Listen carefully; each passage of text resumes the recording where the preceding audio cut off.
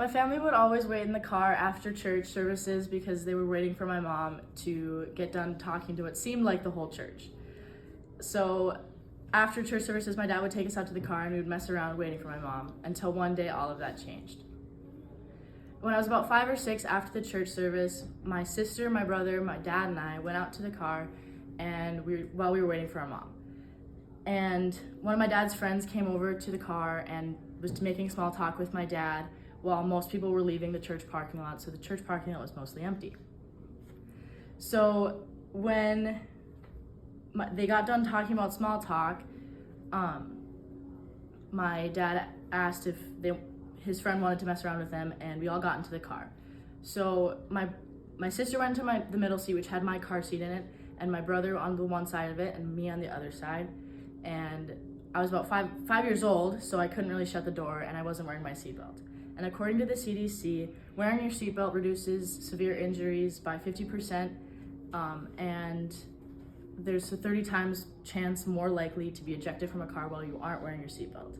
So my dad started doing donuts and the door flew open and I fell out with it onto the pavement. My sister screamed and my dad stopped the car, and my dad and his friend went over to me and he told my siblings to go get my mom. They went to the church and it took my mom three tries before she actually started walking out to the parking lot. The first one was, "Mom, Jessie fell out of the car." She didn't really care that much because she has 5 kids and she's a nurse, and her kids are very exaggeratory, so they didn't always say what it was. And the second try was, "Mom, Jessie fell out of the car while Dad was doing donuts."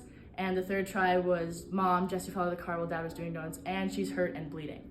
So then she started walking out to the parking lot, and she looked over me and they took me to the hospital. They cleaned my cuts and my bruises, and I have a small scar above my right eye. And my sister gave me her ice pack, which was a Hello Kitty ice pack, and that got ruined and was never seen again. And my mom gave me a stuffed animal wolf, and I named it Ice Pack after the ice pack that I had ruined. And according to Beauregard's website, giving stuffed animals to hospitalized children help reduce fears, comfort them, and make them want to feel better, and help make a bond with healthcare workers. Overall, my dad really doesn't do donuts much anymore, and we leave church much sooner than we used to, but that's also because my mom's less involved. And every single time I wash my face or look in the mirror, I see the scar above my right eye, and I'm reminded of the accident.